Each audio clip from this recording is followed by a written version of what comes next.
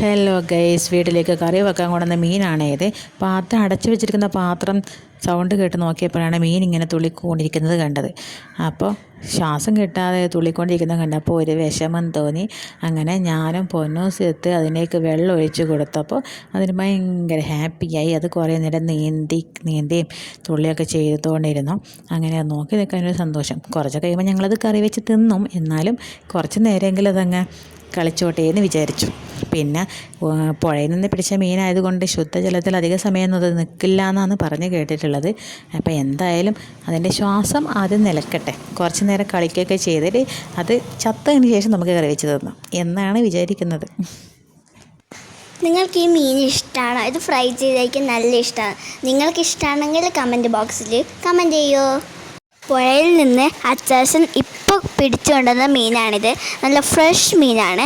നിങ്ങൾ ഇതുപോലെ ഫ്രഷ് മീൻ കഴിച്ചിട്ടുണ്ടെങ്കിൽ കമൻറ്റ് ചെയ്യൂ.